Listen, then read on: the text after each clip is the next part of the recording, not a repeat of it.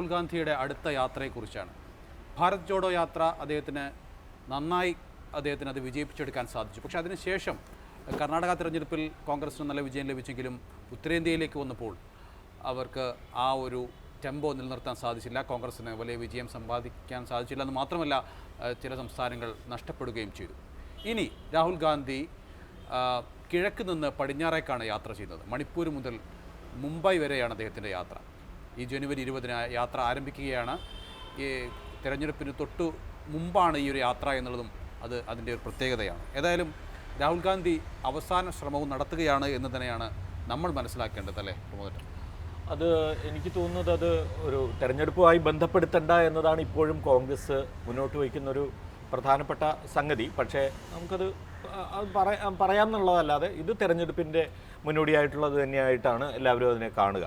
ഇതിൽ കഴിഞ്ഞ തവണത്തേതിനെ അപേക്ഷിച്ച് കുറച്ചധികം വ്യത്യാസങ്ങൾ വന്നിട്ടുണ്ട്. ഒന്ന്, പൂർണ്ണമായും നടന്നുകൊണ്ടല്ല ഈ യാത്ര. ഇടയ്ക്ക് ബസ്സിൽ കയറി കുറേ കൂടി ദൂരം കവർ ചെയ്യുക. അതായത് മറ്റേത് 4000 കിലോമീറ്റർ ആണെങ്കിൽ ഇത് 6000-ൽ പരം കിലോമീറ്റർ വരുന്നുണ്ട്. 14 സംസ്ഥാനങ്ങൾ, പിന്നെ 85 ജില്ലകൾ, അങ്ങനെയൊക്കെ വരുന്നുണ്ട്. അപ്പോൾ മഹാരാഷ്ട്ര, അതുപോലെ തന്നെ ഇപ്പോൾ ഈ തെരഞ്ഞെടുപ്പ് സമീപകാലത്ത് തെരഞ്ഞെടുപ്പ് നടന്ന സംസ്ഥാനങ്ങളെല്ലാം കവർ ചെയ്യുന്നുണ്ട്. ഛത്തീസ്ഗഡ് ആവട്ടെ, അല്ലെങ്കിൽ ഗുജറാത്തിൽ പോകുന്നുണ്ട്, മഹാരാഷ്ട്രയുണ്ട്, പിന്നെ മധ്യപ്രദേശും രാജസ്ഥാനും എല്ലാം വരുന്നുണ്ട്. ആ നിലയ്ക്ക് ഇതൊരു തെരഞ്ഞെടുപ്പിന് മുന്നോടിയായി നടത്തുന്ന, എന്നാൽ നേരത്തെ നടത്തിയ യാത്രയുടെ ഒരു എക്കോ ഉണ്ടാക്കുന്ന ഒരു യാത്ര എന്ന് വേണമെങ്കിൽ പറയാം. ഇത് ഒരു നല്ല സംരംഭമാണെന്നാണ് എൻ്റെ അഭിപ്രായം. ഒന്നാമതായിട്ട് ആദ്യത്തെ യാത്ര എന്ന് പറയുന്നത് വളരെ ചരിത്രപരമാണ്. ആ ചരിത്രപരമായ യാത്രയുടെ ഓർമ്മകൾ വീണ്ടും തിരിച്ചു കൊണ്ടുവരിക മാത്രമല്ല, എങ്ങനെ പുതിയ ഒരു മുദ്രാവാക്യം കോയിൻ ചെയ്ത് ഇതിലൂടെ ആളുകളിലേക്ക് എത്തിക്കാൻ കഴിയും, ജനങ്ങളിലേക്ക് എത്തിക്കാൻ കഴിയും എന്നതുകൂടി വളരെ കൃത്യമായി തീരുമാനിച്ചെടുക്കുകയാണെങ്കിൽ ഇത് ഗുണം ചെയ്യുന്ന ഒരു സംഗതിയായിരിക്കും എന്നുള്ള കാര്യത്തിൽ തർക്കമില്ല. ഒന്നാമതായിട്ട് രാഹുൽ ഗാന്ധി ജനങ്ങൾക്കിടയിൽ പോകുന്ന സമയത്തെല്ലാം അദ്ദേഹത്തിൻ്റെ ഒരു ഇമേജ് വർദ്ധിച്ചിട്ടുണ്ട്. ഞാൻ പറയുന്നത് അദ്ദേഹത്തിന് ജനങ്ങളുമായി സംസാരിക്കുന്നതിനടുത്താണ് അദ്ദേഹത്തിൻ്റെ ഒരു പ്രത്യേകത നമ്മൾ കൂടുതൽ കണ്ടിട്ടുള്ളത്, മനസ്സിലാക്കാൻ. അല്ലാതെ ഇപ്പോൾ ഏതെങ്കിലും പിന്നെ അദ്ദേഹം ഭരണ രംഗത്തേക്ക് വന്നിട്ടില്ല, അല്ലെങ്കിൽ സംഘടനാപരമായ കാര്യങ്ങളിലായാൽ പോലും അദ്ദേഹത്തിൻ്റെ മികവ് നമ്മൾ ഒരിക്കലും കണ്ടിട്ടില്ല. പക്ഷേ ജനങ്ങളുമായി സംവദിക്കുന്ന സ്ഥലങ്ങളിൽ അതിലിടപെടുന്നതിൽ അദ്ദേഹത്തിന് ഭയങ്കരമായൊരു വ്യത്യസ്തത പുലർത്താൻ കഴിയുന്നുണ്ട്. അത് ഗുണം ചെയ്യും. അത് കോൺഗ്രസിനെ സംബന്ധിച്ചിടത്തോളം അത് പരമാവധി ചൂഷണം ചെയ്യുക എന്നത് തന്നെയാണ് ശരിയായ കാര്യം എന്നുള്ളത്. രണ്ടാമതൊരു കാര്യമെന്ന് പറയുന്നത്, ഇപ്പോൾ ജനുവരി 22-നാണ് രാമക്ഷേത്ര ഉദ്ഘാടനം നടക്കാൻ പോകുന്നത്. അപ്പോൾ ജനുവരി 14 മുതൽ മാർച്ച് 20 വരെയുള്ള ഒരു സമയമാണ് രാഹുൽ ഗാന്ധിയുടെ യാത്രയിൽ നടക്കാൻ പോകുന്നത്.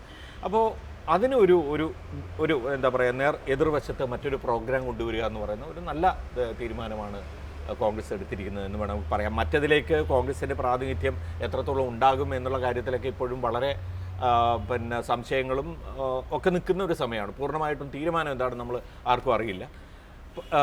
പിന്നെ രാമക്ഷേത്ര ഉദ്ഘാടനത്തിൽ കോൺഗ്രസ് പങ്കെടുക്കുമോ ഇല്ലയോ എന്നുള്ള കാര്യത്തിൽ. പക്ഷേ അതേസമയം ഇത് ഒരു മൂവ്മെൻറ്റായി കൊണ്ടുവരികയാണെങ്കിൽ അതിനെ കൗണ്ടർ ചെയ്യാവുന്ന ഒരു മൂവ്മെൻറ്റ് ഇവിടെ ഉണ്ട് എന്നത് കോൺഗ്രസ് പ്രവർത്തകരെ സംബന്ധിച്ചിടത്തോളം വലിയ ആശ്വാസം നൽകുന്ന ഒരു കാര്യമായിരിക്കും. അവർക്ക് അതിനകത്ത് പങ്കെടുക്കാം, ആ മുദ്രാവാക്യങ്ങൾ ഏറ്റെടുക്കാം എന്നുള്ളതല്ല. ആ നിലയിലും ഇതൊരു നല്ല സ്ട്രാറ്റജിയാണ് എന്ന് കാണണം. മൂന്നാമത്തെ ഒരു കാര്യം എന്ന് പറയുന്നത്, ഇപ്പോൾ മണിപ്പൂരിൽ നിന്നാണ് ഇത് ആരംഭിക്കുന്നത്. വളരെ നിർണായകമായൊരു, വളരെ പ്രധാനപ്പെട്ട ഒരു തീരുമാനം. മണിപ്പൂരിലെ നമുക്കറിയാം, ഈ ക്രിസ്മസ് എങ്ങനെ കഴിഞ്ഞുപോയി മണിപ്പൂരിലെ പിന്നെ ജനതയ്ക്കിടയിൽ. അവിടുന്ന് ഡിസ്പ്ലേസ്ഡായ ആളുകളുടെ കാര്യം നമുക്കൊന്നും പറയാനില്ല. തകർന്നു കിടക്കുന്ന ആ പള്ളികൾ, ഈ കുക്കീസോ വിഭാഗത്തിൻ്റെ പള്ളികൾ അതേ നിലയിൽ കിടക്കുകയായിരുന്നു എന്നാണ് പറയുന്നത്. യാതൊരു തരത്തിലുള്ള ചലനവും ഇല്ല. അവിടെ ഒരു ആശയറ്റ ജനങ്ങളുടെ, അല്ലെങ്കിൽ ആ നിലയിലുള്ളൊരു കാഴ്ചയാണ് ഈ ക്രിസ്മസിലും ഉണ്ടായത് എന്ന് നമുക്കറിയാം. അപ്പോൾ അതുകൊണ്ട് തന്നെ അവിടെ നിന്ന് ആ ജനങ്ങളുടെ പിന്തുണ ഏറ്റുവാങ്ങിയാൽ അവിടെ നിന്ന് ആണ് ഈ ആശയത്തിന് ഒരു തുടക്കം കൊടുക്കുന്നതെങ്കിൽ തീർച്ചയായിട്ടും അത് വലിയ തരത്തിലുള്ള മറ്റൊരു സന്ദേശം കൂടി രാജ്യത്തിന് നൽകുന്നതായിരിക്കും. അപ്പോൾ ആ നിലയിൽ നോക്കുകയാണെങ്കിൽ അത് എപ്പോഴാണ് ഒരു ഭാഗത്ത് ക്രിസ്ത്യൻ പുരോഹിതർ പ്രധാനമന്ത്രിയുടെ സൽക്കാരം സ്വീകരിച്ച് അവിടെ പോയി വിരുന്ന് സൽക്കാരവും കാര്യങ്ങളൊക്കെ പിന്നെ ഏറ്റുവാങ്ങി നിൽക്കുന്നൊരു സമയത്താണ് രാഹുൽ ഗാന്ധി മണിപ്പൂരിലെ ജനതയുടെ മുന്നിൽ നിന്ന് ഈ യാത്ര ആരംഭിക്കാൻ പോകുന്നത് എന്നുള്ളതാണ്. എല്ലാ വിധത്തിലും ആ നിലയ്ക്ക് നല്ലൊരു ഒരു തിരഞ്ഞെടുപ്പ് പ്രക്രിയയ്ക്ക്, അല്ലെങ്കിൽ അതിനൊരു തുടക്കം കുറിക്കാൻ കഴിയുന്ന തരത്തിലുള്ളൊരു മൂവ്മെൻറ്റായി ഇത് മാറും തന്നെയാണ് എനിക്ക് തോന്നുന്നത്. അജിംസ് മധ്യപ്രദേശിൽ പോകുന്നുണ്ട്, രാജസ്ഥാനിൽ പോകുന്നുണ്ട്. അവിടെ ഒരുപക്ഷെ കോൺഗ്രസ് വിജയം പ്രതീക്ഷിച്ച ഉത്തർപ്രദേശിലും പോകുന്നുണ്ട്. 2 സംസ്ഥാനങ്ങളാണ്. ഈ 2 സംസ്ഥാനങ്ങളിൽ കേരളം കോൺഗ്രസ് അമ്പെ പരാജയപ്പെട്ട ഒരവസ്ഥയിലാണ് നിൽക്കുന്നത്.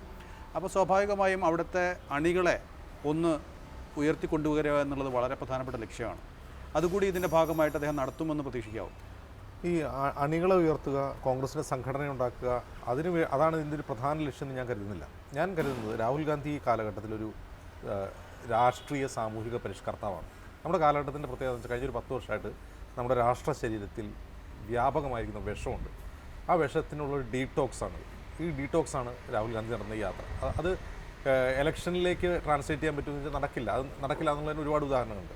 ഇപ്പോൾ നമ്മൾ പറയും കർണാടകയിൽ കുറേ ദിവസം ഭാരത് ജോഡോ യാത്രയുടെ ഭാഗമായിട്ട് നടന്നു, അതുകൊണ്ടാണ് അവിടെ കോൺഗ്രസ് ജയിച്ചത് എന്ന് ഞാൻ കരുതുന്നില്ല. അവിടെ രാഹുൽ ഗാന്ധി ചെയ്യുന്ന പണി വേറെ ഒന്നാണ്. അത് ഒരു രാഷ്ട്രീയ പ്രവർത്തനത്തെക്കാൾ ഉപരി ഒരു സാമൂഹിക പരിഷ്കരണ പ്രവർത്തനമാണ്. അതിന് ഫലമുണ്ട്, അതിന് മാറ്റം ഉണ്ടാകുന്നുണ്ട്.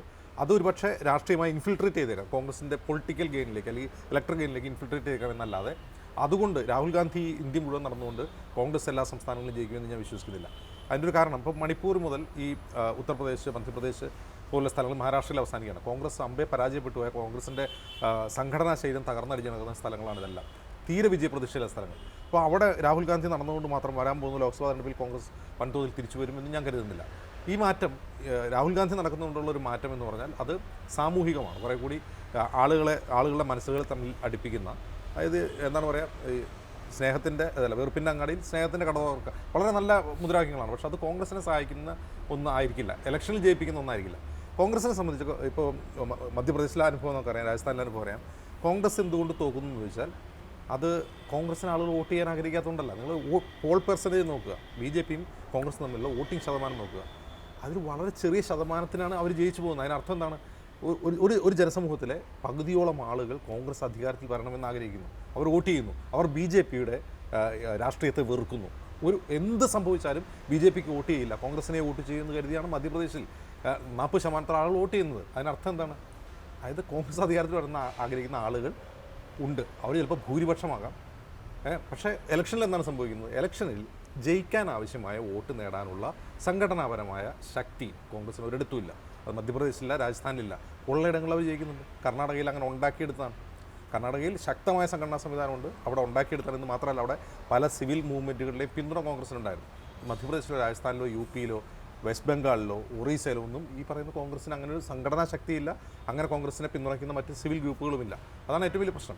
അപ്പോൾ അതുണ്ടാക്കിയെടുത്താലേ കോൺഗ്രസ് ജയിക്കൂ. അതിനപ്പുറം ഇപ്പോൾ രാഹുൽ ഗാന്ധി ചെയ്യുന്നത് ഒരു ലോങ് റണ്ണിൽ ഇന്ത്യക്ക് നല്ലതാണ്, ഇന്ത്യയിലെ ജനങ്ങൾക്ക് നല്ലതാണ്, ഇന്ത്യയിലെ രാഷ്ട്രീയ കാലാവസ്ഥ മാറുന്നതിന് നല്ലതാണ്. അതിനപ്പുറം വരാൻ പോകുന്ന ലോക്സഭാ തെരഞ്ഞെടുപ്പിൽ ജയിക്കാൻ കോൺഗ്രസിന് അതുമാത്രം പോരാ.